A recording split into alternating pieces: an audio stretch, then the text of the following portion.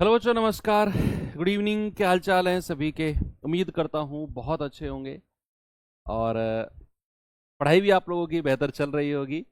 तो चलिए भाई, अपना एक बेहतरीन चैप्टर प्रॉफिट एंड लॉस, जिसकी क्लास नंबर 4 आज हम लोग करने वाले हैं। बच्चे, एक बेहतरीन चैप्टर है, बहुत इंटरेस्टिंग चैप्टर है, क्योंकि इसमें बहुत सारी चीज़ें हैं जो आप लोगों को अलग अलग तरीके से पढ़ने को मिलती हैं। नए नए सवाल मिलते हैं, अच्छे अच्छे क्वेश्चन होते हैं। ऐसा नहीं है कि एक ही जैसे सवाल आपके पास आ रहे हैं। मैं वो बात अलग है कि मैं आपको नंबर ऑफ क्वेश्चंस एक बहुत सारे करा रहा हूं, ताकि आपकी हर टाइप पे बहुत ही मजबूत पकड़ बन जाए। उसका रीजन है बच्चे, क्योंकि ये चैप्टर ऐसा है, यहां से डेफिनेटली एक सवाल बनता है, दो भी बनते हैं।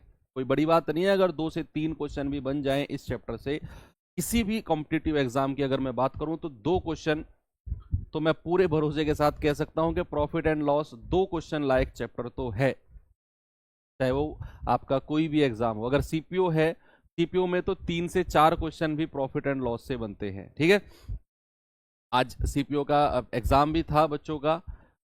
तो काफी आसान पेपर आया। मेरी एक दो बच्चों से बात भी हुई फोन पे, तो उन्होंने बताया कि सर पेपर, मतलब मैथ्स का उन्होंने स्पेशली बताया कि बहुत आसान पेपर था मैथ्स का।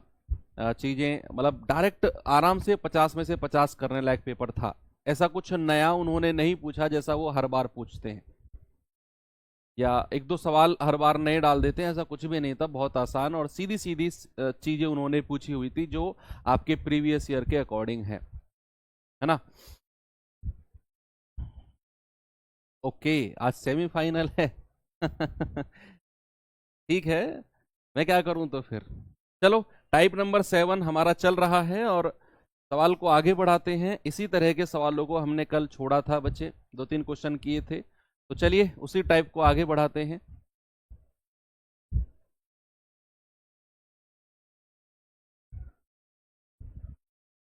ओके, कह रहा है कि यदि 11 संतरे 10 रुपए में खरीदे जाएं और 11 रुपए में 10 संतरे बेच दिए जाएं, तो बताओ लाभ या हानि परसेंटेज क्या होगा? प्रॉफिट और लॉस परसेंट क्या होगा? भाई, मैंने आपसे बोला एक तरफ रखना है वस्तु और एक तरफ रखना है मूल्य। क्रय मूल्य सीपी के टाइम क्या बोला उसने कि 11 संतरे 10 रुपए में खरीदे हैं। वस्तु कितनी है? 11। कितने रुपए में खरीदी है? 10 रुपए में। बेचते समय क्या हुआ है? उसने 11 रुपए में 10 संतरे बेचे हैं, यानी कि वस्तु है इस बार 10 और कितने में? 11 रुपए में। तो मैंने आपको बताया कि लाभ या हानि परसेंट के लिए क्रॉस मल्टीप्लाई कर दो और नीचे वाले के ऊपर में करना है पहले। तो 10 धाम 100 और बचे हुए की कर दो 11 11 121, यानी कि 100 रुपए की चीज 121 में खरीदी जाए तो बेची जाए, प्रॉफिट हो गया 21 का। अगर प्रॉफिट परसेंटेज की बात करूंगा तो 21/100 और गुणा 100।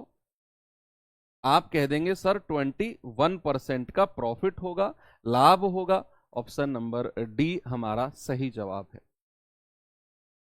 सभी का आ गया इतना आंसर, कोई प्रॉब्लम नहीं है। आगे बढ़ू, चलिए आगे आपको लेकर चलता हूं। ये सवाल करेंगे बच्चे।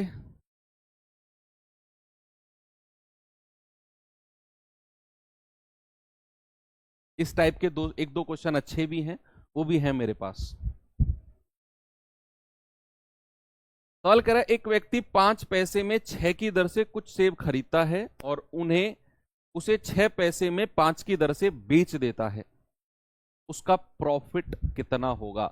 क्या करना है आपने? एक तरफ वस्तु लिखना है और एक तरफ लिखना है मूल्य। क्रय मूल्य करते टाइम क्या हुआ है? 5 पैसे में 6 की दर से, यानी कि 6 सेब खरीदे हैं 5 पैसे में, और बेचते समय क्या हुआ है? 6 पैसे 5 की दर से, यानी कि 5 सेब 6 पैसे में बेचे हैं।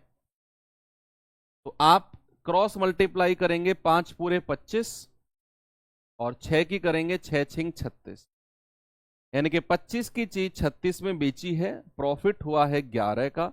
और अगर प्रॉफिट परसेंटेज निकालना है तो 11/25 गुणा 100।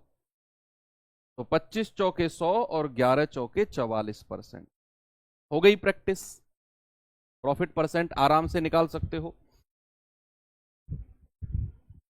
निकाल सकते हैं ना। चलो, अब आपको मैं थोड़ा सा आगे लेकर चलता हूं इस तरह के सवालों में। जैसे हमारा ये रहा सवाल,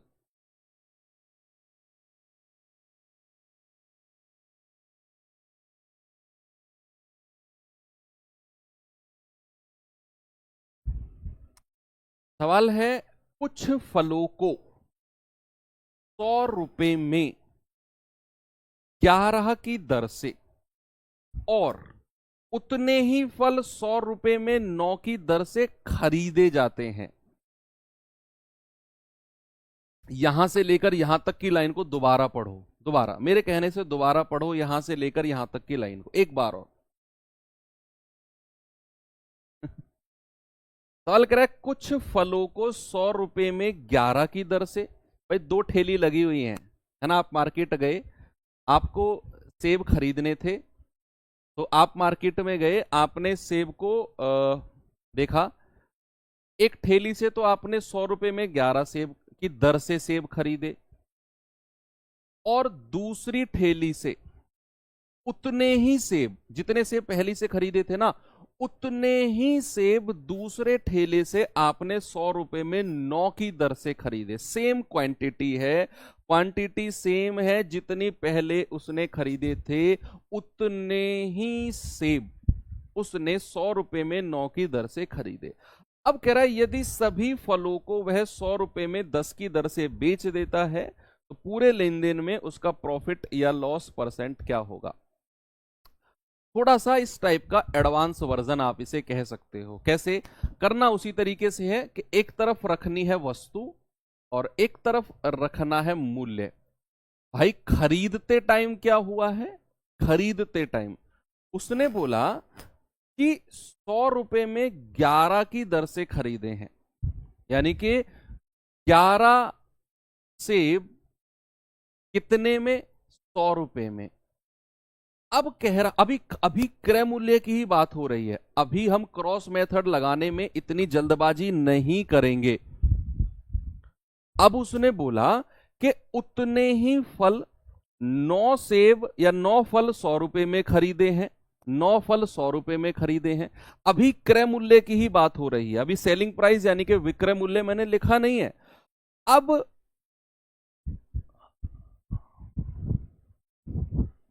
अब हमें क्या करना है, हमें इन वस्तु की संख्या को बराबर करना है। सबसे पहले हमें देखना है कि एक्चुअल में उसने बोला है ना कि उतने ही फल, जितने फल यहां पर खरीदे उतने ही फल यहां पर खरीदे हैं।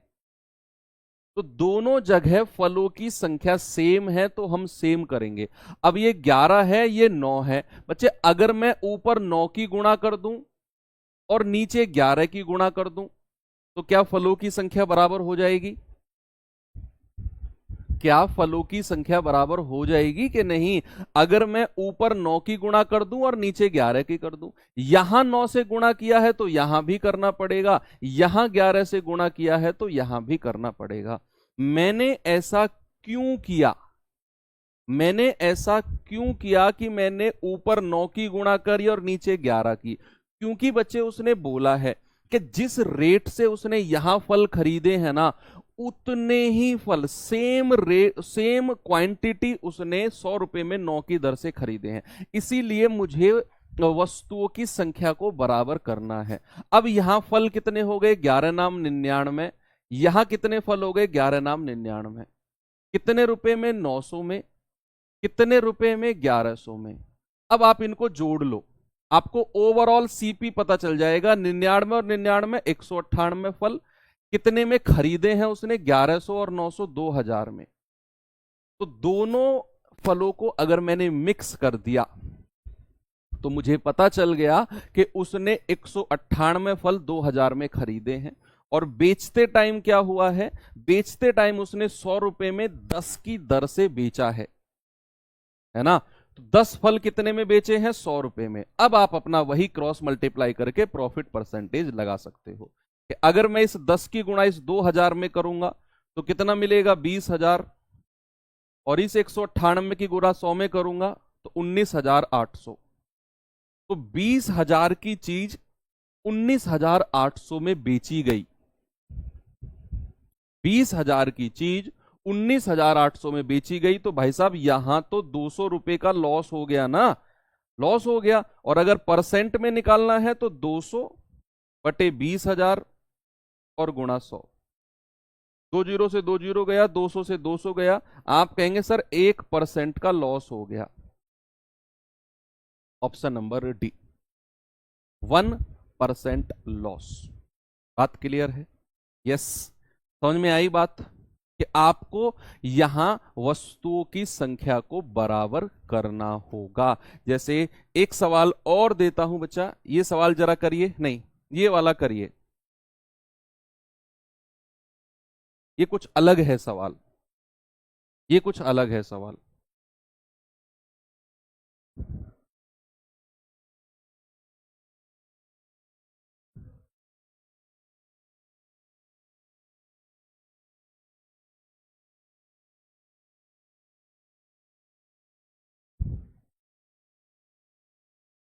उसने कहा एक दुकानदार 72 रुपए में 10 की दर से 60 संतरे खरीदता है और 90 रुपए में 12 की दर से बराबर संख्या में संतरे खरीदता है।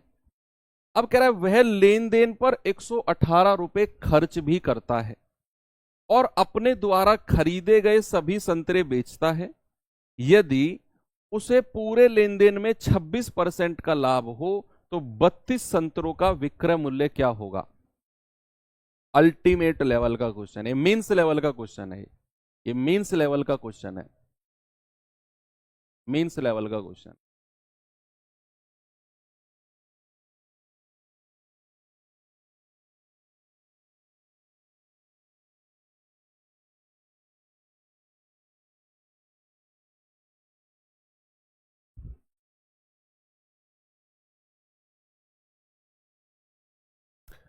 उसने कहा एक दुकानदार 72 रुपए में 10 की दर से 60 संतरे खरीदता है और 90 रुपए में 12 की दर से बराबर संख्या। बच्चे what do you mean by बराबर संख्या? बराबर संख्या यानी कि 60 ही संतरे वो 90 रुपए में 12 की दर से खरीदता है।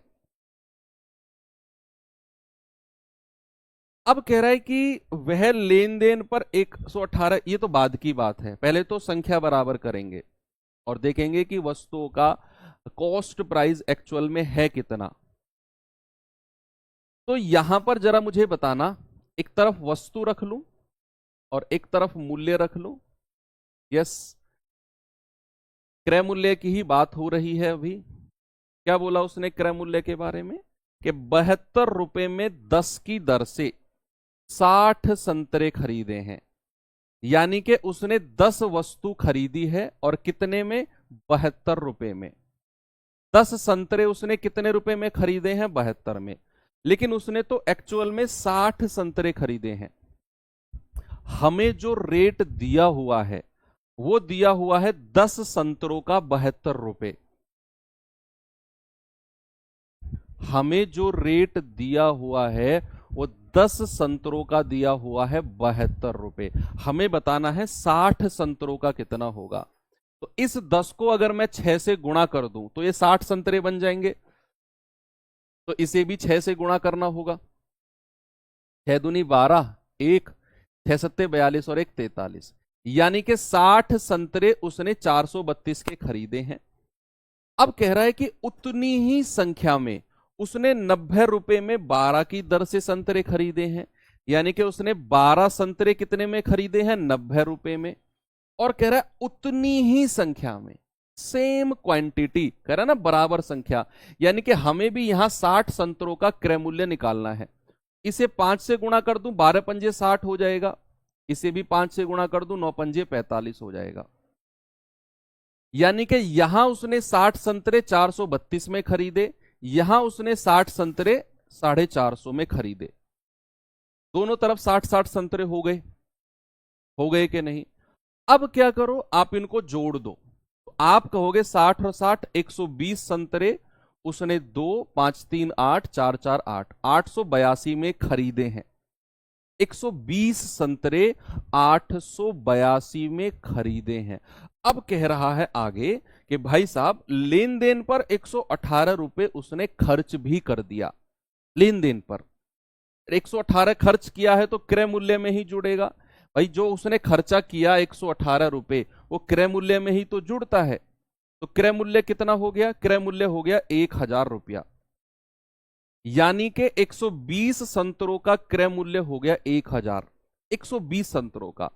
अब कह रहा है कि उसे पूरे लेन देन में 26% का प्रॉफिट लाभ होता है। अगर उसने 1000 में 120 संतरे खरीदे तो 26% के लाभ पर बेचे कितने में होंगे? 26% के लाभ पर। इसका 26% होता है बच्चे, कितना होता है इसका 26%? 20% हो जाएगा 200 और 260 हो जाएगा, यानी कि उसने कितने में बेचे हैं? 1260 में। सेलिंग प्राइस 120 संतरों का सेलिंग प्राइस कितना आ गया? 120 संतरों का विक्रय मूल्य आ गया 1260। 120 संतरों का। हमें बताना है 32 संतरों का कितना होगा। 32 का। भाई मैंने आपसे क्या बोला कि 10 संतरे उसने 72 के रेट से खरीदे हैं और ऐसे 60 संतरे लिए उसने। तो मैंने 10 72 10 को 60 बनाया 6 से गुणा करके, तो 60 संतरे 432 के खरीदे। बराबर संख्या में 12 संतरे 90 के रेट से खरीदे हैं, तो 12 संतरे 90 में, तो 60 संतरे 450 में। तो 60 और 60 120 संतरे उसने 882 में खरीदे। उसने 118 रुपए खर्च कर दिया उनके ऊपर, 1000 रुपए के पड़े वो। उसे 26% का लाभ कमाना है, तो 26% निकाला 260, यानी कि 1260 में उसने बेच दिए। कितने संतरे? 120। लेकिन हमें बताना है 32 संतरे कितने में बेचे होंगे। 32 संतरे उसने कितने में बेचे होंगे बच्चे? तो आपका जवाब यहां मैं लिख दूं, 120 संतरे इतने में, एक संतरा कितने में? 1260 बटे 120। हमें 32 संतरों का मूल्य बताना है विक्रय, तो यहां 32 से गुणा कर दो और इसको आप सॉल्व कर लो। कितना आएगा? 0 से 0 गया भाई, 4 तिया 12, 4 अट्ठू 32, 3 चौके 12, 3 दूनी 6, 8 दूनी 16, 8 चौक 32 और 1 33, यानी कि 336। ऑप्शन नंबर ए हमारा सही जवाब है। ये बड़ा ही अल्टीमेट लेवल का क्वेश्चन है, 2 बार मैंने रिपीट भी कर दिया है, बहुत अच्छा क्वेश्चन है। चलो ये सवाल करो और फिर हम टाइप चेंज करते हैं।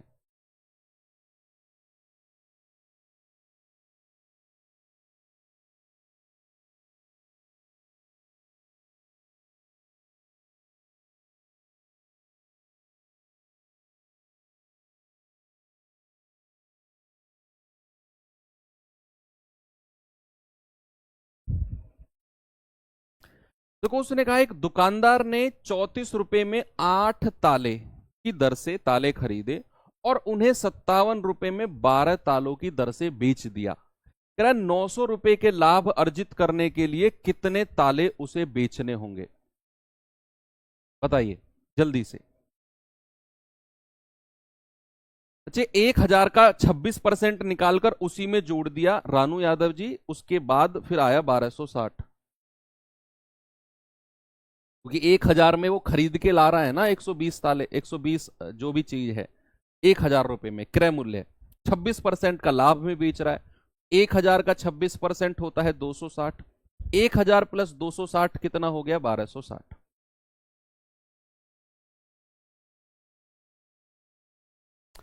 एक दुकानदार 34 रुपए में 8 तालों की दर से ताले खरीदता है और 57 रुपए में 12 की दर से बेच देता है। यहां क्रॉस मल्टीप्लाई मत करना, क्योंकि आपसे परसेंटेज नहीं पूछ रहा। अच्छा आपसे परसेंटेज नहीं पूछ रहा, यहां कुछ और पूछ रहा है। अगर परसेंटेज प्रॉफिट पूछता, प्रॉफिट परसेंटेज लाभ प्रतिशत या हानि प्रतिशत, तो क्रॉस मल्टीप्लाई जैसा हम करते आ रहे हैं शुरू से, ऐसा नहीं करना, यहां कुछ और करना है। हमें एक तरफ वस्तु लिखनी है, एक तरफ मूल्य।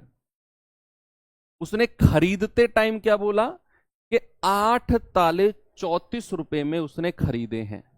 कितने में? 34 में। और बेचते टाइम क्या हुआ है, उसने 12 ताले 57 रुपए में बेचे हैं।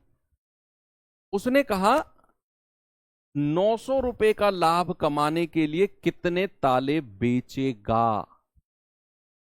सबसे पहले तो मुझे यहां बता दो कि ऐसा करने पर उसे प्रॉफिट हुआ है या लॉस हुआ है। ये तो मैंने इस टाइप का शुरुआत जब मैंने की थी ना, इस टाइप के शुरुआत में ही मैंने आपसे एक क्वेश्चन पूछा था कि इतनी चीज, इतने पेन इतने में खरीद के लाया और इतने पेन इतने में बेच दिए, तो लाभ कितना होगा।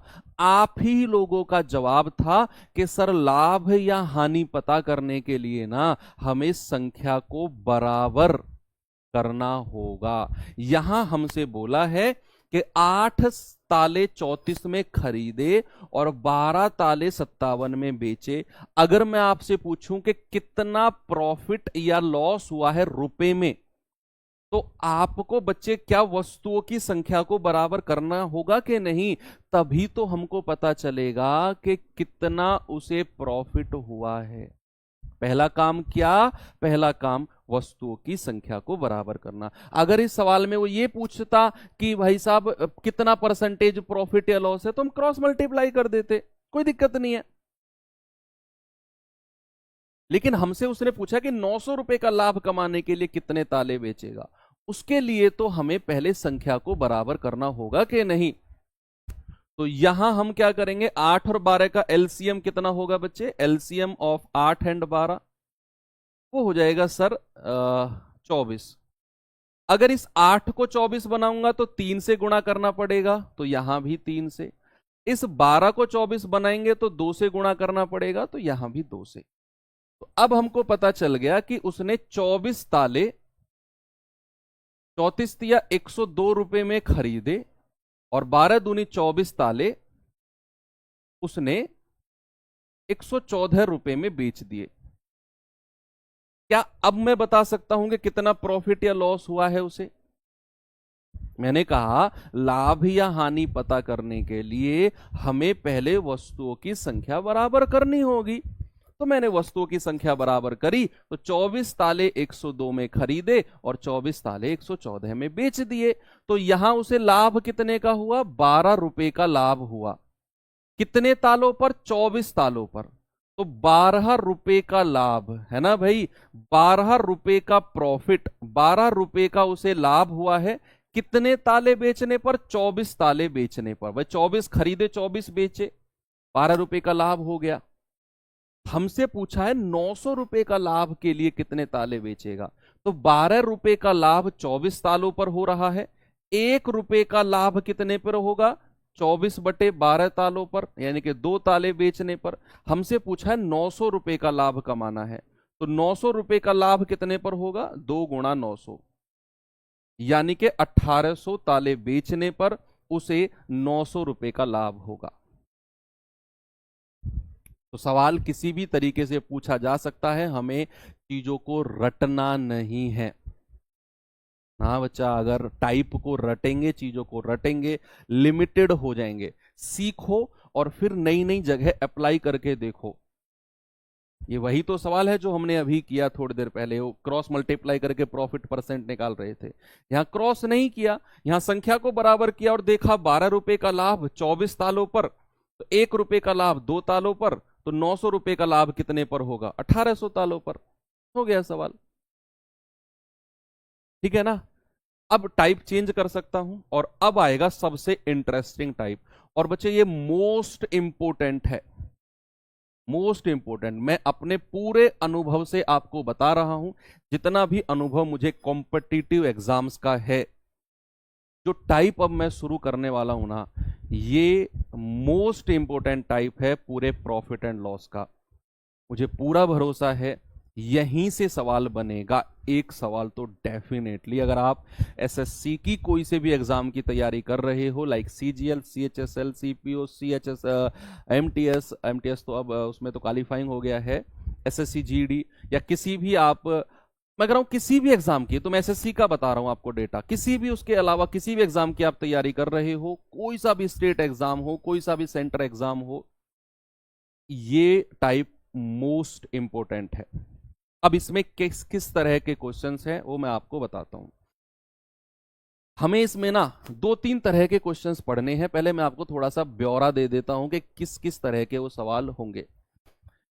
यहां पहला जो टाइप का क्वेश्चन हम पढ़ेंगे वो पढ़ेंगे जब हमारा क्रय मूल्य बराबर होगा। सीपी जो होगा ना वो बराबर होगा, CP equal. Type questions, type questions कि आपसे बोलेगा कि दो वस्तु हैं, उनका सीपी बराबर है, एक को इतने परसेंट लाभ पर बेचा, एक को इतने परसेंट की हानि पर बेचा, ओवरऑल बताओ क्या होगा। ऐसा कि जब हमारा सीपी इक्वल है, इस तरह के क्वेश्चंस। दूसरा टाइप होगा CP, CP different, CP different type questions. CP equal type question, CP different type questions, type question. ठीक है कि जब क्रय मूल्य अलग अलग होगा, कि एक वस्तु को इतने में खरीदा, दूसरे को इतने में खरीदा, एक को इतने परसेंट लाभ पर बेचा, दूसरे को इतने परसेंट लाभ पर बेचा, बताओ ओवरऑल क्या होगा। सीपी डिफरेंट यानी क्रय मूल्य डिफरेंट टाइप के क्वेश्चंस। अब अगर मैं कहूं तीसरा, अब आती है बात एसपी पर। हाँ, कि एसपी यानी कि selling price equal, selling price equal type questions, type questions यानी कि जब आपको सेलिंग प्राइस इक्वल दिया होगा, कि वस्तुओं का सेलिंग प्राइस इक्वल है, वस्तुओं का सेलिंग प्राइस इक्वल है, एक वस्तु को इतने परसेंट लाभ पर, एक को इतने परसेंट की प्रॉफिट पर, एक को इतने परसेंट लॉस पर, तो बताओ ओवरऑल क्या होगा। ठीक है। चौथा है selling price different, different type questions. ठीक है, जब सेलिंग प्राइस आपका अलग अलग होगा। अब इन्हीं में ही नए नए तरह के सवाल बनते रहेंगे, इन्हीं में ही अलग अलग तरह के सवाल बनते रहेंगे। CP equal CP different, SP equal SP different, ये 4 तरीके के मेन चीज है जो फोकस करना है हमें। और इन्हीं पे ही अलग अलग टाइप के क्वेश्चन, मैंने ये पहले टाइप कराने से पहले आपको क्यों ये 4 चीजें मैंने आपको बताई, ताकि आपके दिमाग में ना एक चीज क्लियर रहे कि एक्चुअल में हम इस टाइप में पढ़ क्या रहे हैं और हमें क्या क्या और पढ़ना है। तो पहला मैं स्टार्ट करता हूं कहां से, सीपी इक्वल टाइप क्वेश्चंस, जहां पर क्रय मूल्य हमारा इक्वल होगा। वहां पर हम क्या करेंगे और कैसे करेंगे ये भी आपको मैं समझाता हूं। जैसे बच्चे ये सवाल देखिए एक बार, सवाल पढ़ते ही आपको समझ जाना है कि ये सीपी इक्वल वाला क्वेश्चन है या एसपी इक्वल वाला क्वेश्चन है, या सीपी डिफरेंट वाला क्वेश्चन है या एसपी डिफरेंट वाला क्वेश्चन है। सवाल कह रहा है कि मोना ने 2 हैंडबैग 1500 प्रत्येक में खरीदे, 2 हैंडबैग खरीदे और 1500 प्रत्येक, यानी कि दोनों हैंडबैग 1500 के थे। एक हैंडबैग 1500 का, दूसरा भी 1500 का। तो क्या पहली लाइन से मैं ये समझ गया, इस लाइन से, कि भैया ये तो सीपी इक्वल वाला क्वेश्चन है। सीपी इक्वल वाला क्वेश्चन है ना, कि 2 हैंडबैग 1500 प्रत्येक में खरीदे। अब कह रहा है उसने इन बैगों को बेच दिया, बेच दिया। कह रहा है एक बैग को 8% के लाभ पर, दूसरे बैग को 4% की हानि पर, तो पूरे लेन देन में उसका लाभ या हानि परसेंट बताओ क्या होगा। पहले मैं आपको इसे बेसिक से कराता हूं, फिर मैं इसका आपको तरीका बता दूंगा किस तरीके से आपने करना है। पहले ये सवाल पढ़ो, आप 1-2 बार और पढ़ो। मुझे पता है मोस्ट इंपोर्टेंट टाइप है, तो मैं चाहता हूं कि आप लोग सवाल को फिर से पढ़ो। देखो, उसने 2 हैंडबैग खरीदे, पहला और दूसरा। पहला भी 1500 रुपए का था, दूसरा भी 1500 रुपए का था। बेसिक टाइप से करा रहा हूं पहले। पहला भी 1500 का, दूसरा भी 1500 का। अब कह रहा है कि पहले बैग को तो उसने 8% के लाभ पर बेच दिया, 8% का प्रॉफिट, और दूसरे बैग को 4% की हानि, यानी कि 4% का लॉस। 1500 का 8% बताना जरा बिना पेन उठाए, कोई बता सकता है मुझे? बिना पेन उठाए 1500 का 8% क्या होगा?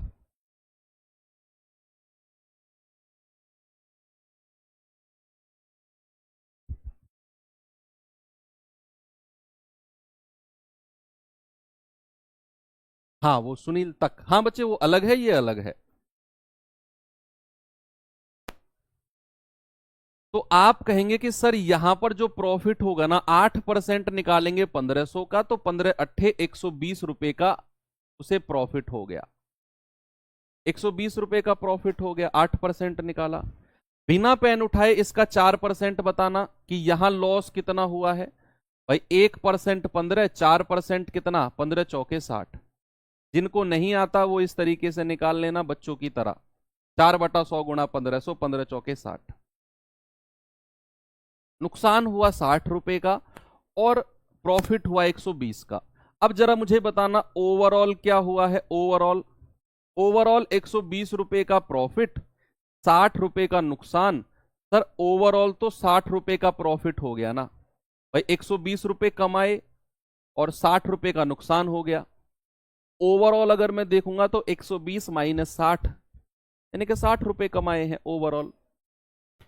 ओवरऑल, ओवरऑल प्रॉफिट परसेंट अगर मुझे देखना है, ओवरऑल कितना है, 60 रुपए का प्रॉफिट, और दोनों का क्रय मूल्य जोड़कर बताओ। ओवरऑल के लिए दोनों का क्रय मूल्य, तो ओवरऑल यानी कि टोटल अगर मैं आपसे कहूंगा तो 1500 और 1500 3000।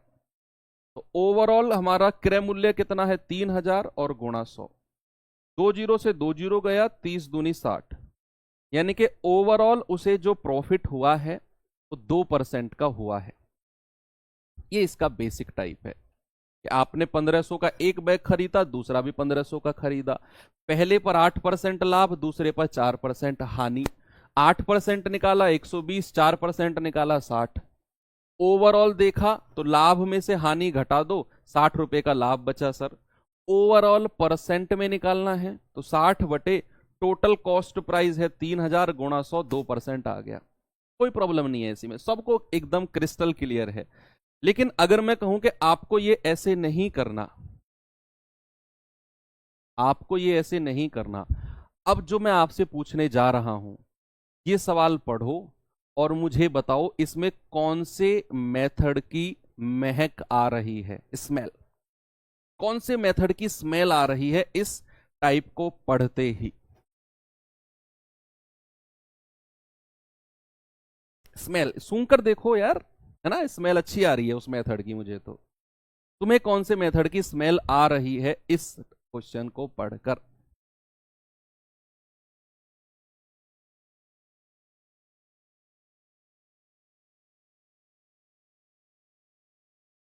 यस, बताइए।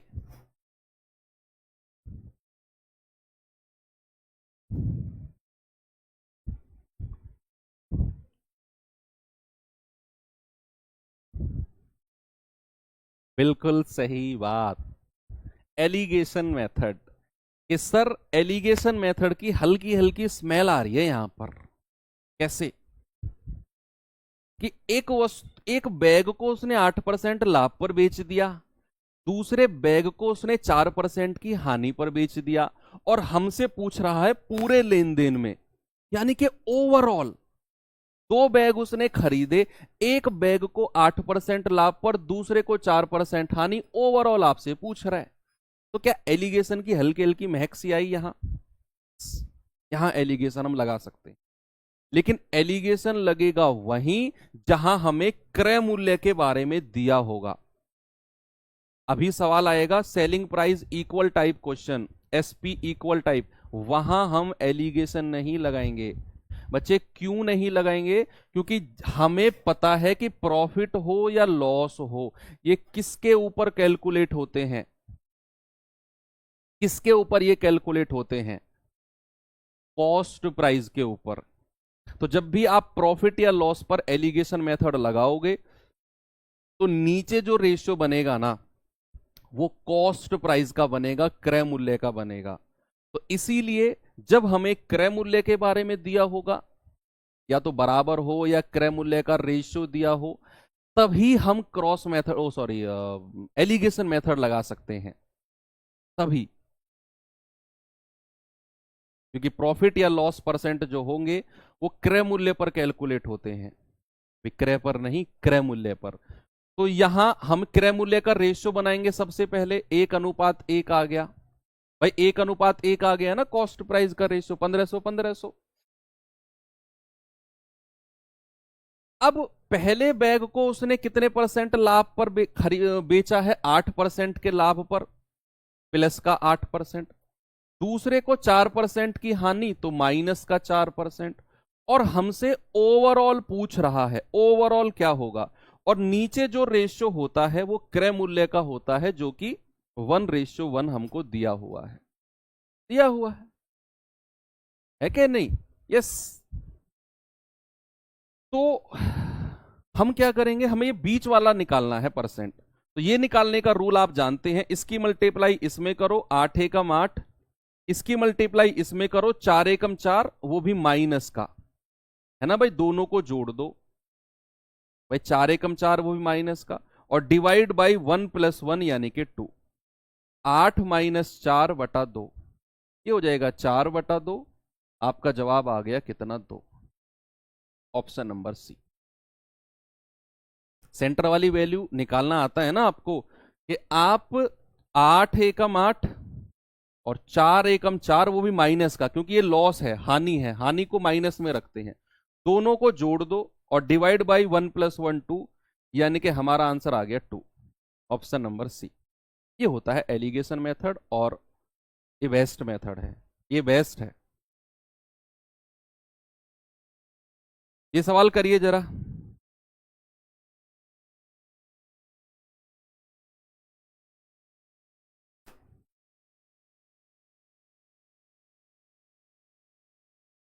कह रहा है दो वस्तु जिनमें से प्रत्येक का क्रय मूल्य 2500 रुपए है, प्रत्येक का क्रय मूल्य, यानी कि ये भी क्वेश्चन किस टाइप का है? Cost price equal type question, CP equal type question का है ये भी। अब कह रहा है प्रत्येक को उसने 2500 में खरीदा, कह रहा है एक को तो 5% लाभ पर बेच दिया, और कुल मिलाकर, यानी कि ओवरऑल कुल मिलाकर 20% का प्रॉफिट हुआ। तो दूसरी वस्तु की बिक्री पर हुआ लाभ कितना परसेंट है? दो वस्तु बेची है, एक वस्तु का प्रॉफिट दे दिया 5%, और दोनों का मिलाकर ओवरऑल दे दिया हमको 20%, और दूसरी का पूछ लिया है। बताओ।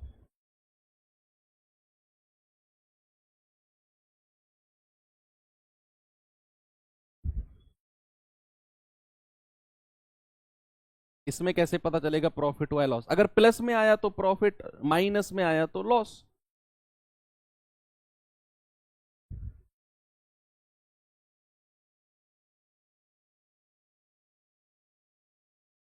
बताओ भाई।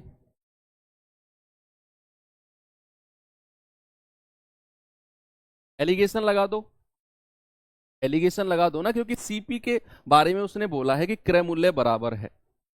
तो सीपी इक्वल टाइप क्वेश्चन है ना, तो जहां भी सीपी इक्वल टाइप क्वेश्चन होगा, तो दोनों वस्तु का सीपी का जो रेशियो होगा ना, सीपी का जो रेशियो होगा पहली और दूसरी वस्तु का क्रय मूल्य का, वो 1:1 होगा। जब भी CP equal, cost price equal type का क्वेश्चन होगा, दोनों वस्तु के क्रय मूल्य का रेशियो 1:1 होगा। यहां बोला है प्रत्येक का क्रय मूल्य 2500 है, ओके। अनुपात तो 1/1 ही होगा ना, रेशियो तो 1:1 ही होगा। अब उसने बोला कि पहली वस्तु को तो 5% के लाभ पर, लाभ है तो प्लस का 5। दूसरी वस्तु के बारे में उसने पूछा है, और ओवरऑल बोल दिया 20% का लाभ। और नीचे हमारा जो रेशियो बनता है वो हमेशा क्रय मूल्य का बनता है, जो कि 1:1 है हमेशा। बच्चे ये बात साथ के साथ दिमाग में रखते जाना कि एलिगेशन मेथड हम सीपी के केस में ही लगा सकते हैं, क्रय मूल्य के केस में। अभी सेलिंग प्राइस वाला क्वेश्चन भी आएगा कि सेलिंग प्राइस बराबर है एक वस्तु को इतना परसेंट प्रॉफिट, दूसरे को इतना परसेंट लॉस, ओवरऑल बताओ। वहां एलिगेशन मत लगाना, केवल क्रय मूल्य के केस में ही एलिगेशन लगता है, क्योंकि प्रॉफिट परसेंट या लॉस परसेंट जो भी होता है वो क्रय मूल्य पर ही कैलकुलेट होता है। अब आपको ये वाली वैल्यू तक पहुंचना है। देखो 20 में से 5 घटाओ, भाई बड़ी संख्या में से छोटी घटेगी, तो 20 में से 5 घटेगा, आएगा 15, यानी कि 1 यूनिट का मान है 15, तो इस 1 यूनिट का मान भी कितना हो जाएगा, 15 होगा कि नहीं। इस 1 यूनिट का मान भी कितना होगा, 15। अब एक संख्या तो 20 से छोटी है, देख लो भाई 20 से छोटी है, तो ये वाली संख्या क्या होगी, ये वाली संख्या बच्चे 20 से बड़ी होगी। और कितनी बड़ी होगी, 20 प्लस 15, यानी कि ये आ जाएगा 35%।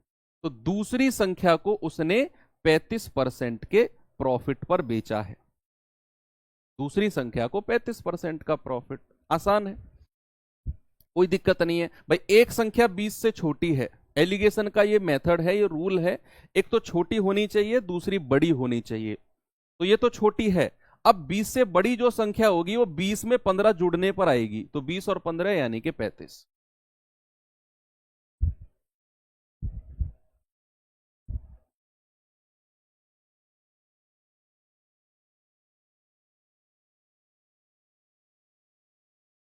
ये सवाल करिए जरा।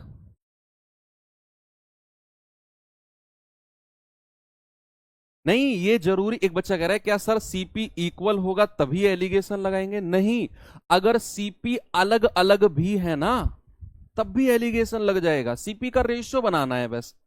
मैं कह रहा हूं एलिगेशन लगेगा केवल सीपी के केस में, केवल सीपी के केस में एलिगेशन लगेगा ओनली।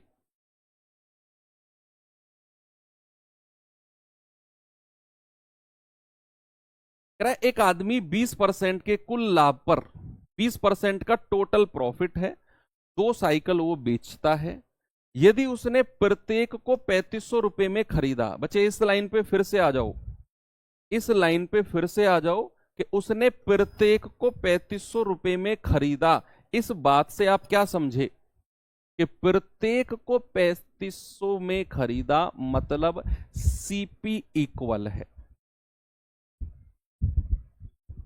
सीपी इक्वल है, कॉस्ट प्राइस इक्वल है। क्या मैं यहां से कह सकता हूं कि सीपी जो होगा वो इक्वल होगा, क्योंकि उसने प्रत्येक को 3500 में खरीदा है, पहली साइकिल को भी 3500 में, दूसरी को भी 3500 में। तो क्रय मूल्य तो बराबर हो गया ना दोनों का, सीपी इक्वल हो गया ना दोनों का। तो सीपी इक्वल है तो भैया पहली साइकिल और दूसरी साइकिल का रेशियो क्या हो जाएगा क्रय मूल्य का, सर ये हो जाएगा 1:1। कितना हो जाएगा, 1/1, 1/1 होगा। अब वो कह रहा है कि पहली वस्तु और दूसरी वस्तु, कह रहा है पहली को तो 5% लाभ पर बेचा है, भाई 5% के लाभ पर पहले व्यक्ति ने बेचा तो प्लस का 5%, और ऊपर की लाइन में लिखा हुआ है कि 20% का ओवरऑल है, तो ये 20% का ओवरऑल यहां पर लिखेंगे। और नीचे हमारे सीपी का ही रेशियो आता है 1:1। यहां तक हमें पहुंचना है पिछले सवाल की तरह, पिछले क्वेश्चन की तरह। तो 20 में से 5 अगर मैं घटाता हूं तो ये आएगा 15, 1 यूनिट का मान 15, तो इस एक का भी मान 15, यानी कि एक तो 20 से छोटी है, ये क्या होगा 20 से बड़ी होगी, यानी कि दूसरी को वो 35% के प्रॉफिट पर बेचेगा। बचा ऑप्शन नंबर 2 हमारा सही जवाब है। एक और सवाल कराऊं, अभी तक तो सीपी इक्वल देख रहे हैं हम, है ना। अभी तक हम कौन से टाइप पे चल रहे हैं, अभी तक हम चल रहे हैं सीपी इक्वल केस। अब आते हैं जब हमारा सीपी डिफरेंट टाइप होगा, है ना, मैंने 4 लिखवाया ना आपको कि सीपी इक्वल टाइप क्वेश्चन। अब सेकंड आता है सीपी डिफरेंट टाइप क्वेश्चन, जब हमारा सीपी डिफरेंट होगा, क्रय मूल्य डिफरेंट होगा, तो वहां आता है सवाल ये। जरा देखो इस सवाल को।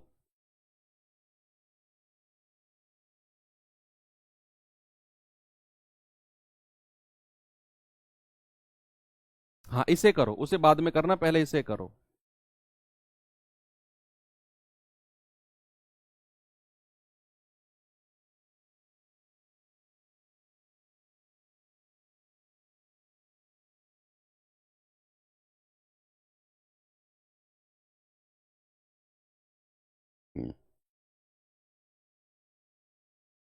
ये सवाल करो पहले।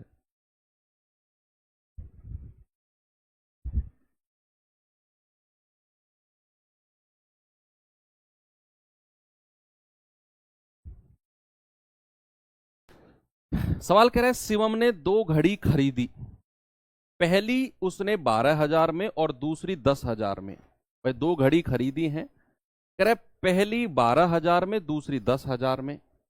कह रहा है दोनों घड़ी को उसने बेच दिया, पहली घड़ी को 10% लाभ पर और दूसरी घड़ी को 10% की हानि पर। ओवरऑल आपसे पूछ रहा है।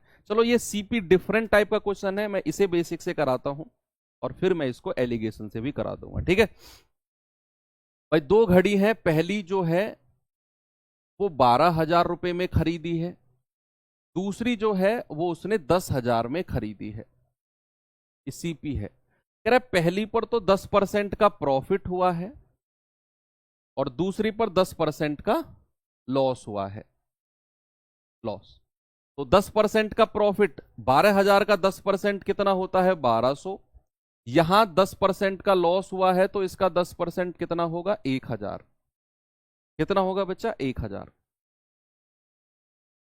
होगा कि नहीं? यस।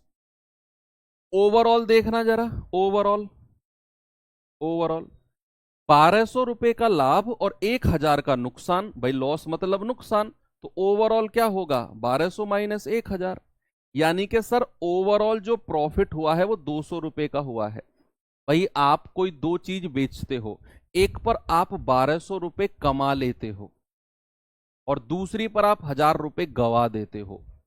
ओवरऑल कितना लाभ हुआ? 1,200 कमाया एक पर, दूसरे पर 1,000 गवा दिया।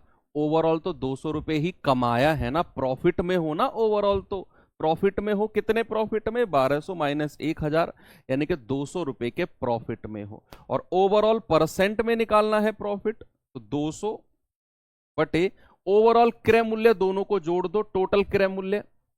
तो 12,000 और 10 22,000 बटे 22,000 और गुणा 100। 2 जीरो से 2 जीरो गया, 1 जीरो से 1 जीरो गया, तो 20 बटा 22। 2 से जाएगा 11 बार, 2 से जाएगा 10 बार, यानी कि ओवरऑल 10 बटे 11% का प्रॉफिट हो गया। 10 बटे 11% यानी कि 0.11 नाम 99, 0.9% का प्रॉफिट, या 0.909%। आप कह सकते हो 0.909% का प्रॉफिट होगा। ठीक है, ये आप एलिगेशन से लगा सकते हो। जरा देखते हैं एलिगेशन से। पहले तो इनके सीपी का रेशियो बना लो क्रय मूल्य का। 3 जीरो से 3 जीरो गई, 2 पंजे 10, 2 छिक्के 12। भाई क्रय मूल्य का रेशियो बन गया ना। पहले पहला काम हमने क्या किया? इनके क्रय मूल्य का रेशियो हमने बना लिया। अब उसने क्या बोला कि पहली जो घड़ी है उसको 10% के लाभ पर बेचा है और दूसरी घड़ी को 10% की हानि पर। ओवरऑल हमें बताना है, अभी बताएंगे। नीचे जो हमें रेशियो दिया हुआ है क्रय मूल्य का, 6 और 5 का दिया हुआ है। अब ये सेंटर वाली वैल्यू हमको चाहिए, तो कैसे करते हैं?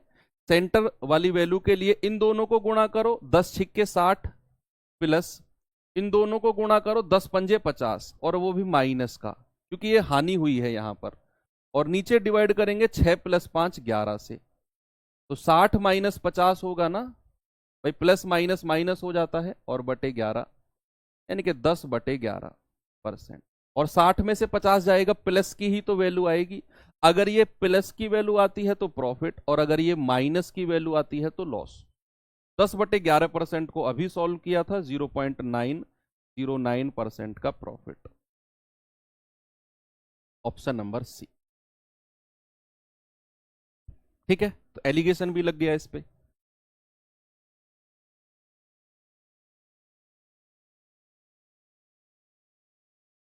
ये सवाल करिए।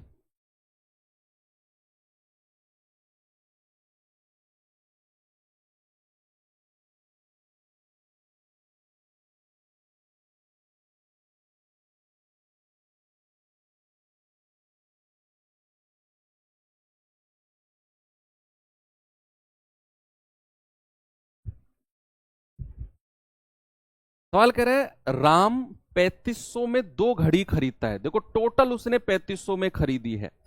यहां कहीं भी उसने ये वर्ड यूज नहीं किया कि 3500 प्रत्येक में खरीद रहा है ना। उसने बोला कि वो टोटल 3500 में 2 घड़ी खरीद रहा है। ये वर्ड पे ध्यान, मैं कह रहा हूं वर्ड पे ध्यान दोगे तो मैथ्स में महारत हासिल करोगे। रट्टाफिकेशन की तरफ जाओगे तो लिमिटेड रह जाओगे।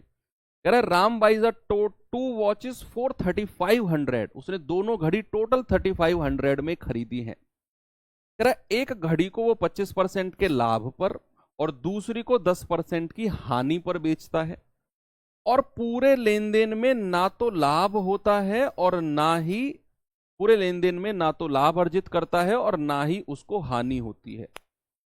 No profit no loss. No profit no loss.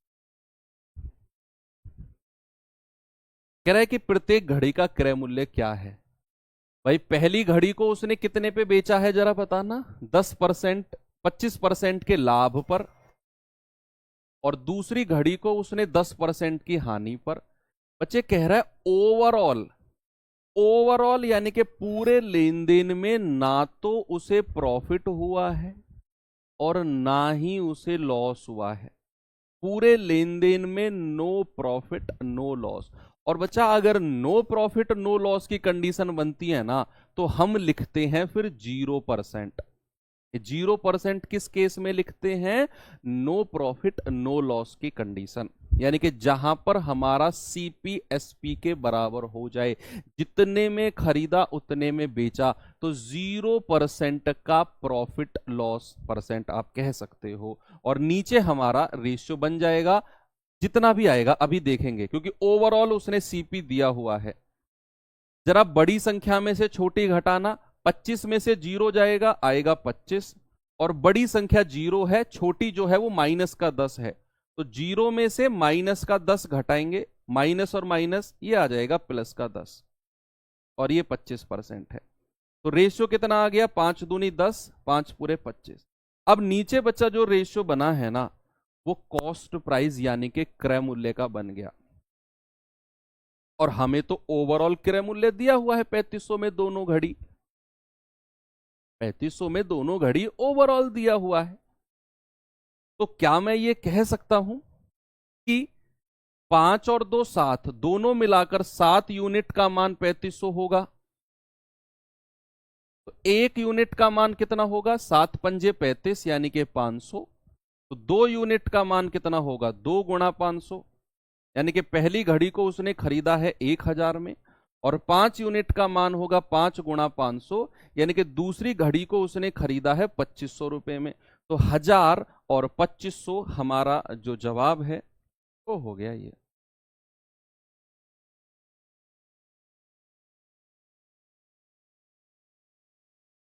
ठीक है, कोई दिक्कत नहीं है, आराम से आपने कर लिया।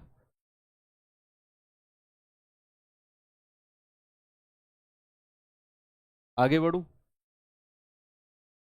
चलो, एक सवाल ऊपर रह गया ना, ये वाला। इस सवाल को देखिए जरा।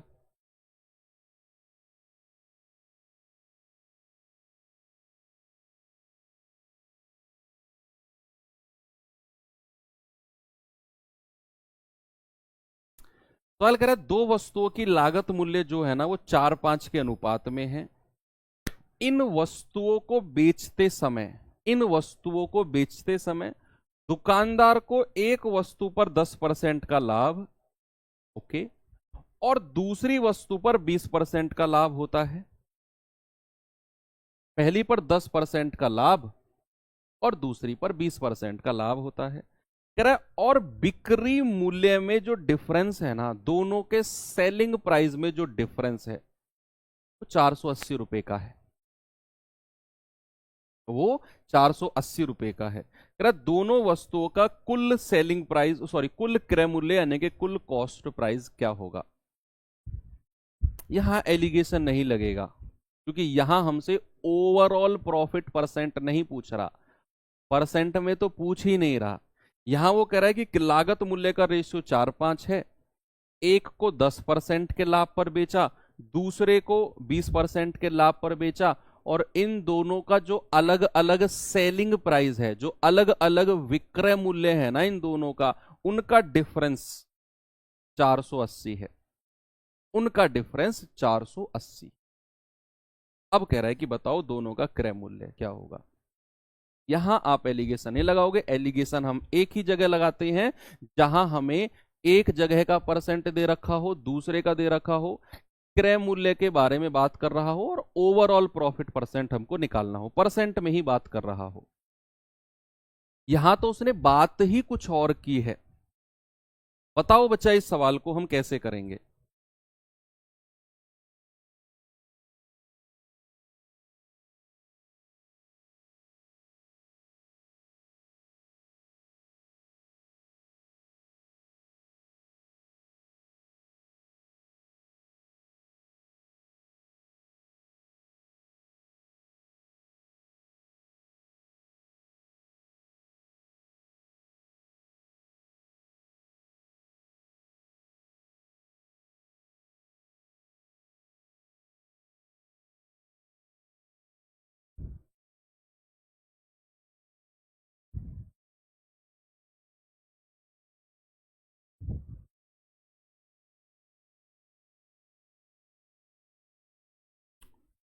चलो देखते हैं भाई। यहां पर हमें सीपी के बारे में बोला है कि सीपी जो का जो रेशियो है ना, वो 4-5 का रेशियो है, 4-5 का रेशियो है। अब आपसे कह रहा है कि इन वस्तुओं को बेचते समय पहली वस्तु पर 10% का लाभ, दूसरी पर 20% का लाभ होता है, और उनके सेलिंग प्राइस में डिफरेंस जो है ना वो 480 का है। मुझे इनका सेलिंग प्राइस चाहिए। तो क्या मैं ओरिजिनली सीपी जो है इसको 4R और इसको 5R मान लूं? हालांकि मेरा आंसर 2700 है, मेरा जो आंसर है क्या है 2700। कैसे किया मैंने रेशियो को देखते ही कर दिया, मेरा आंसर 2700 होगा। क्यों? क्योंकि मुझे ऊपर लागत मूल्य का रेशियो दिया हुआ है और मुझसे पूछ रहा है कुल क्रय मूल्य। कुल क्रय मूल्य मतलब मेरा आंसर 4 + 5 9 का मल्टीपल होना चाहिए। भाई कुल पूछा है ना, टोटल पूछा है, तो माय आंसर शुड बी 5 + 4 9 का मल्टीपल होना चाहिए। और 9 की डिविजिबिलिटी तो छोटा सा बच्चा भी जानता है, सम ऑफ डिजिट होती है। ये 9 का मल्टीपल नहीं है, 5 2 7 नहीं है, 8 2 10 नहीं है, एक ही आंसर है जो 9 का मल्टीपल है। आंसर तो चलो हमने निकाल दिया बिना पेन उठाए। हम इसको करते हैं, सवाल को कैसे इसे करना है। तो मैंने इसका कॉस्ट प्राइस 4R और 5R मान लिया। जब मैं सेलिंग प्राइस की बात करूंगा तो पहली वस्तु को तो उसने 10% के प्रॉफिट पर बेचा है, 10% के प्रॉफिट पर। तो भाई साहब कितने परसेंट में बेचेगा? सर 110% में। 110% किसका? 4R का। दूसरी वस्तु को उसने 20% के लाभ पर बेचा है, तो इसका सेलिंग प्राइस कितना होगा? 120%। किसका? इस 5R का। भाई मैंने सेलिंग प्राइस निकाला है, विक्रय मूल्य निकाला है, सेलिंग प्राइस। तो पहली को 10% लाभ पर बेचा है तो 110% 4R का, दूसरी को 20% लाभ पर बेचा है तो 120% किसका? 5R का। तो जरा मुझे सेलिंग प्राइस बताना ओवरऑल। 110 गुणा 11, 110 गुणा 4 होता है 440% ऑफ आर, और ये कितना हो जाएगा? 12 पंजे 60, यानी कि 600% ऑफ आर। तो विक्रय मूल्य का डिफरेंस कितना हो गया? अंतर, डिफरेंस। आप इसमें से ये घटाओगे तो ये आएगा 160% ऑफ आर। ये आ गया डिफरेंस भाई, 600% ऑफ आर और 440% ऑफ आर, इसका डिफरेंस आ गया 160% ऑफ आर, और वो हमें डिफरेंस दिया हुआ है 480 के। तो 160% ऑफ आर किसके बराबर है? 480। 160% को क्या मैं ये लिख सकता हूं 160/100? तो जरा करिए इस सवाल को। 0 से 0 गया, 16 तिया 48, 30 बार, और 10 की गुणा उधर जाकर हो जाएगी, तो आर बराबर कितना हो गया? 300। आर की वैल्यू कितनी हो गई बच्चे? 300। अब आपसे कह रहा है दोनों वस्तुओं का total CP, total cost price, वो तो इन दोनों को जुड़ के आएगा, 5R + 4R। टोटल कितना है? अगर मैं टोटल की बात करूंगा तो टोटल आप कहेंगे 5 और 4 9R। ठीक है, तो 9R होगा, और 9R की वैल्यू होगी 9 गुणा 300, यानी कि 2700। ऑप्शन नंबर 2 हमारा सही जवाब है। बड़ा अच्छा क्वेश्चन, ये वास्तव में बड़ा अच्छा क्वेश्चन। हाँ, ऐसे भी कर सकते हो। चलो दूसरा तरीका भी मैं आपको बता देता हूं, इसी का ही देख लो। आप 0 0 लगाकर भी कर सकते हो। चलो मैं 0 0 लगाकर भी आपको बता देता हूं, कोई प्रॉब्लम नहीं है। कि मान लो ये क्रय मूल्य 4-5 के रेशियो में था ना, 2-2 0 लगा दो कि क्रय मूल्य 400 और 500 है, मान लो 2-2 0 लगा दो, क्योंकि आगे मुझे परसेंटेज निकालना है तो मेरे लिए आसानी होगी। कह रहा है पहली वस्तु को 10% के लाभ पर बेचा है, 10% का प्रॉफिट। दूसरी वस्तु को 20% के प्रॉफिट पर बेचा है। इसका 10% कितना होगा? 400 का 40, और इसका 20% कितना होगा? 500 का 100। भाई एक 10% 50, तो 20% 100 हो जाएगा, 20% 100 हो जाएगा। तो सेलिंग प्राइस कितना आ गया? सेलिंग प्राइस आप जोड़ेंगे 440, तो सेलिंग प्राइस इसका हो गया, और 500 और 100 यानी कि 600 सेलिंग प्राइस इसका हो गया। विक्रय मूल्य भी निकाल दिया हमने। भाई प्रॉफिट जोड़ेंगे ना क्रय मूल्य में, लाभ को जोड़ेंगे तभी तो सेलिंग प्राइस मिलेगा हमें। अब इन दोनों का डिफरेंस, विक्रय मूल्य का डिफरेंस कितना आ गया? ये आ गया 160, और वो हमको दिया हुआ है 480। तो 160 यूनिट का मान कितना है? 480 रुपए। तो एक यूनिट का मान कितना होगा? 480/160, यानी कि 3। और हमसे पूछा है कुल क्रय मूल्य, तो टोटल कितना होगा? 500 और 400 900। तो 900 यूनिट का मान कितना होगा? 900 गुणा 3, यानी कि 2700। ऐसे भी आप कर सकते हो। आप क्रय मूल्य का जो रेशियो 4-5 दिया हुआ है, इसमें 2-2 0 लगा दो। ऐसा लगाओगे तो फिर आपका सवाल और आसान बन जाएगा। ये भी ठीक है, ऐसे भी आप कर सकते हो, आप ऐसे भी कर सकते हो। एक बच्चा या 2-3 बच्चे बहुत देर से परेशान हैं कि सर 57वें क्वेश्चन में ना बेसिक्स एक बता दो, एक बार बता दूं? यार एलिगेशन से कर लो, काहे परेशान करते हो मुझे 2-2 3-3 मेथड में? तुम लोग हैं, मुझको गूगल समझा है क्या? अलग अलग मेथड से बताओ सर, सीख लो यार एक ही। चलो कोई नहीं, देखते हैं भाई। बेसिकली है ना, थोड़ा सा आपको अंडरस्टैंड करना पड़ेगा सवाल। सुनो, उसने बोला है कि पूरे लेन देन में उसे ना तो प्रॉफिट हुआ है ना लॉस। तो क्या मैं ये कह सकता हूं कि पहली वस्तु पर जितना उसे प्रॉफिट हुआ होगा, दूसरी वस्तु पर वो लॉस जो हुआ होगा, ये दोनों बराबर होंगे? पहली पर जितना उसने कमाया होगा ना, दूसरी पर उतना गवा दिया होगा। क्या मैं ऐसा कह सकता हूं? पहली पर जो प्रॉफिट है दूसरी के लॉस के बराबर है। Is that correct statement? क्या ये सही बात है? सही है ना, कि पहली पर जितना उसे प्रॉफिट होगा, दूसरी पर उतना उसने गवा दिया होगा, तभी तो नो प्रॉफिट नो लॉस की कंडीशन बनी है। यस। चलो, तो अगर मैं पहली वस्तु का क्रय मूल्य आर मान लू, मान रहा हूं मैं पहली का क्रय मूल्य, तो दूसरी का कितना हो जाएगा? भाई दोनों का मिलाकर 3500 है, तो दूसरी का हो जाएगा 3500 माइनस आर, है ना। एक को मैंने माना है आर में खरीदा है, तो दूसरी को खरीदा होगा 3500 माइनस आर में। अब पहली पर उसने 25% का प्रॉफिट कमा लिया, तो क्या मैं ये कह सकता हूं कि 25% का प्रॉफिट 25% ऑफ आर।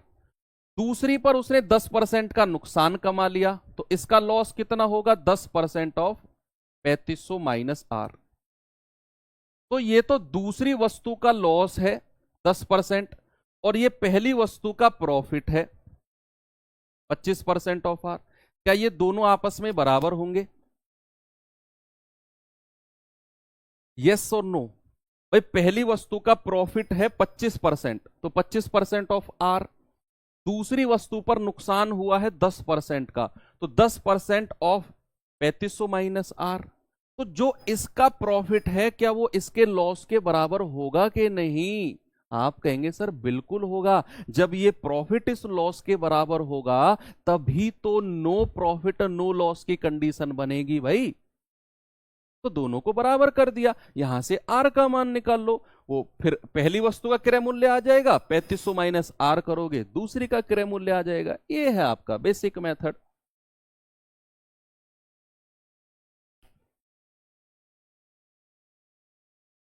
जितने भी लोग कह रहे हैं ना टाइम हो गया, एक लाइन में खड़ा करके कूटता चला जाऊंगा, सबको बता रहा हूं। तो क्या होगा बच्चे?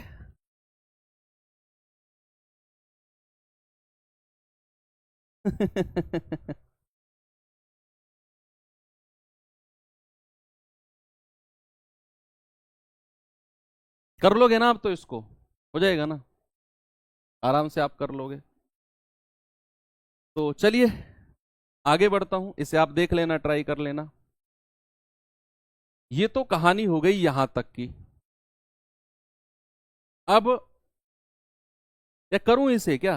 अरे इसमें क्या है भाई, आप 10% के अंदर मल्टीप्लाई करोगे तो 3500 का 10% कितना हो जाएगा? 3500 का 10% 350 माइनस और 10% ऑफ आर। भाई ये 10% की गुणा 3500 में होगी तो 3500 का 10% नहीं निकलेगा क्या? 10/100, तो 350 आ गया ना। और फिर ये 10% की गुणा उसमें जाके होगी तो 10% ऑफ आर बराबर 25% ऑफ आर। ये इधर आकर प्लस हो जाएगा, इधर आकर क्या होगा? प्लस। तो 25 और 10 35% ऑफ आर बराबर 350।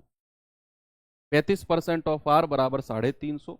35% को मैं लिख सकता हूं 35/100 बराबर 350। 35 धाम 350, तो आर कितना हो जाएगा? 100 की गुणा हो जाएगी, उधर जाकर आर की वैल्यू आ गई 1000। आर की वैल्यू 1000 है तो 3500 माइनस 1000 दूसरे की कितनी आ जाएगी? यानी कि 2500। ऑप्शन नंबर सी हो गया ना।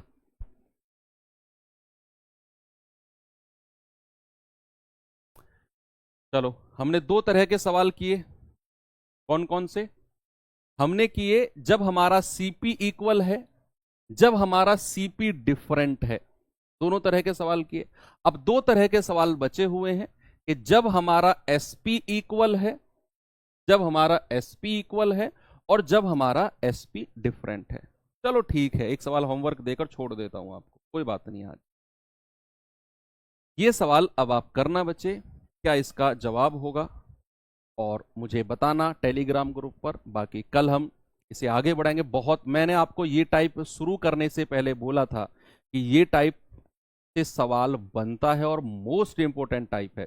और सुनो, लेटेस्ट अपडेटेड टाइप है ये। और भी सुनो, बच्चे कंफ्यूज होते हैं इस टाइप में। मैं बहुत सिस्टमेटिक तरीके से जमा कर लाया हूं इस टाइप को, ताकि आप कंफ्यूज ना हो।